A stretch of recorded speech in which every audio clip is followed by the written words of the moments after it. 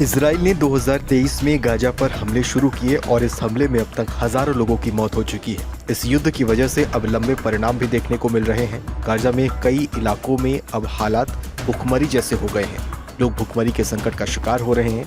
Gaza में अब तक भुखमरी और कुपोषण का शिकार हो रहे लोगों में से दर्जनों लोगों की मौत हो गई है। इसमें से अधिकांश मौतें हाल के महीनों में दर्ज की गई है। इस साल मार्च में इजराइल ने अपनी नाकाबंदी को कड़ा कर दिया, जिससे कि गाजा में रहने वाले लोगों तक सहायता और खाने पीने के सामान पहुंचने में दिक्कत आने लगी।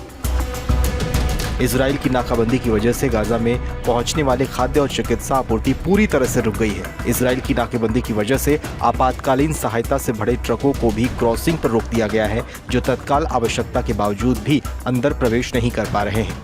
इजराइल के हमले की वजह से गाजा में रहने वाले लोग अब पलायन करने के लिए मजबूर हैं। संयुक्त राष्ट्र के विश्व खाद्य कार्यक्रम ने बताया है कि 1/3 से ज्यादा आबादी कई दिनों तक बिना भोजन के रह रही है। गाजा के कम से कम 1/4 लोग अब एक ऐसी स्थिति का सामना कर रहे हैं जिसे विशेषज्ञ अकाल जैसी स्थिति कहते हैं। स्थानीय डॉक्टरों ने अस्पतालों में ऐसे दृश्य देखे हैं जहां पर फिलिस्तीनी इतने कमजोर हैं कि वो रक्तदान तक नहीं कर सकते और माताएं शारीरिक रूप से अपने बच्चों के लिए दूध भी नहीं बना पा रही हैं। अकेले जुलाई में विश्व स्वास्थ्य संगठन ने गाजा में कुपोषण से 63 मौतों को रिकॉर्ड किया है। यूनिसेफ का अनुमान है कि वर्तमान में 1 लाख महिलाएं और बच्चे गंभीर कुपोषण से पीड़ित हैं, जबकि अन्य संयुक्त राष्ट्र एजेंसियों ने चेतावनी दी है कि बीमारी तेजी से फैल रही है और स्वास्थ्य ढांचा लगभग पूरी तरह से ध्वस्त हो चुका है। गाजा में इन आंकड़ों में अब तेजी से इजाफा हो रहा है। 100 से ज्यादा मानवीय संगठनों ने इजराइल और अंतर्राष्ट्रीय अधिकारियों से सहायता सामग्री की निर्बाध पहुंचाने का आग्रह किया है और जोर देकर कहा है कि अगर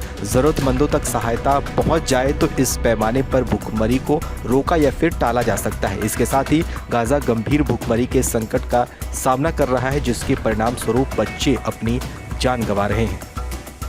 जैसे कि मैं सो रहा हूँ तो पिताजी को जगाना है मुझे, तो वो डायरेक्ट उठाने के बजाय, और हिंसा की परंपरा मेरे यहाँ नहीं थी सौभाग्य से, तो वो क्या करते थे कि उस कमरे में आ जाएंगे या बाहर से गुजरेंगे और चौपाई बोलेंगे, प्रात काल उठिके रघुनाथा मात पिता गुरु नावही माता।